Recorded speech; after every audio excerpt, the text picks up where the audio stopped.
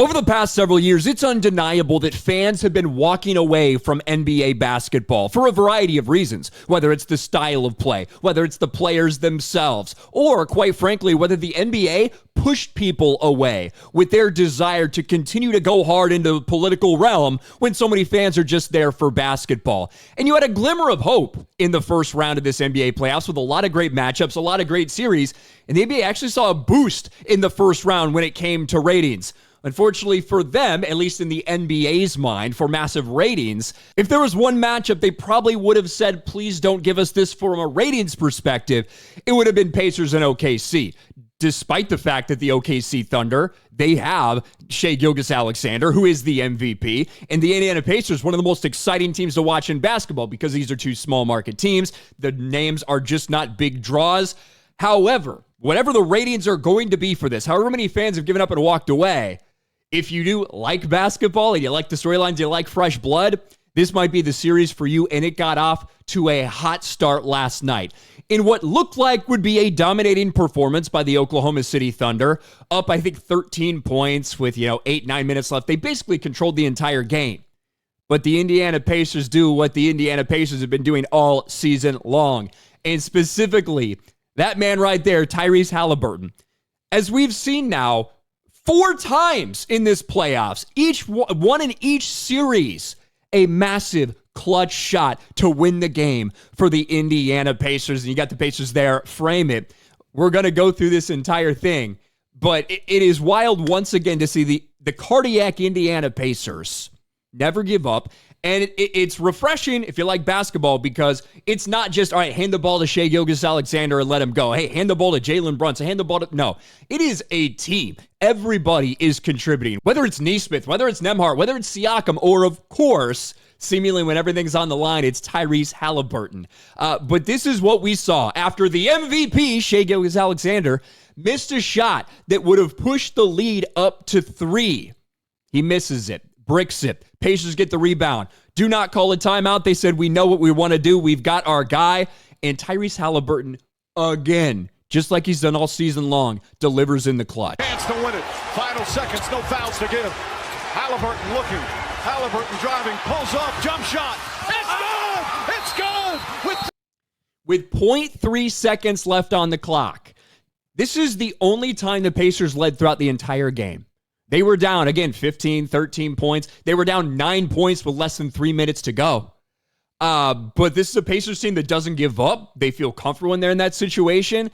And, Tyrese Haliburton, there's been a big discussion whether he's a superstar, blah, blah, blah. He plays a different game than some of the other people you would consider superstars. And this team is different because they don't need him to go for 30 and 10 and 10. They don't need him to have a 30-point triple-double. Sometimes they just need 14, 16 points. Give me 7 rebounds, 9 rebounds, 8 assists, 10 assists, whatever it might be. Fill up the stat sheet, make plays, make the right play, do it when you have to. And so many people on this team are contributing.